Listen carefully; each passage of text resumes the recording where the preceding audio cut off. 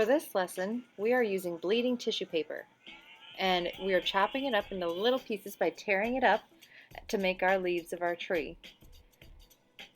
Once you get all the pieces torn up into pieces, take them and put them on your paper and apply just a drop of water using a paintbrush and smearing the bleeding tissue paper onto the paper. The bleeding tissue paper is neat because the color will actually bleed onto the paper of whatever tissue paper you're using. If you don't have tissue paper that's bleeding at home, which most people don't, you can use watercolors. You can use little blobs of color to make your colors of your leaves of your tree. If you don't have watercolors at home, you can use the marker technique. You can take your markers, color a blob of each of the colors, red, orange, yellow, and brown, and then take a little bit of water and put it on top, and that will make it look like watercolors as well. We want to make it look like all the colors are kind of mismatching, mixing together on your paper. So here I'm finishing doing the tissue paper.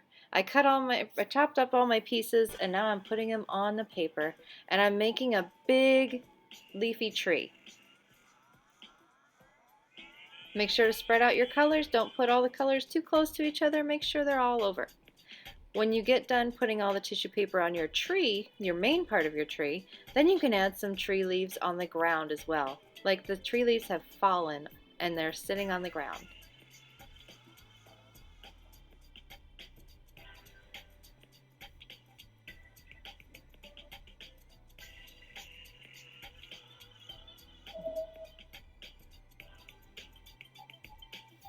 Once you get finished applying all of the tissue paper that you want to be on your paper, you want to let it dry for a while. Once you let it dry for a while, you can start to take the tissue paper off. If it's a little hard to peel off, then pick up your paper and kind of fold it and peel off all those little pieces of tissue paper. Notice how the color is left underneath. Bleeding tissue paper is really fun.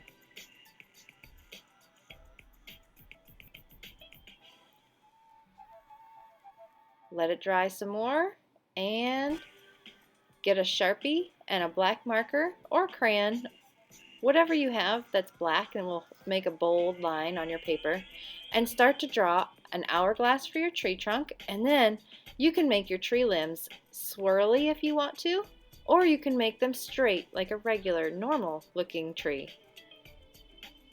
I wanted to make mine a little fancy, so I added the swirly branches. I outlined it in Sharpie, and then I colored just the tips in with Sharpie, but I didn't want to waste the ink on my Sharpie marker, so I switched to the Crayola washable marker after a while.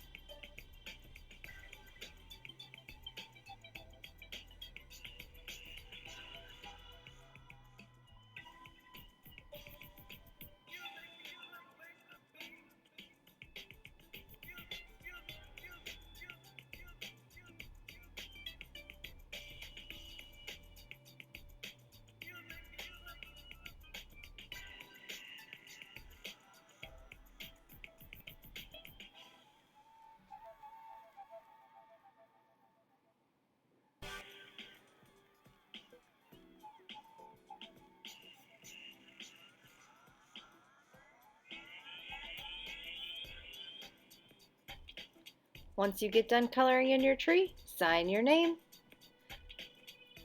If you feel like adding a couple of more tree branches into your tree, go ahead and add some more.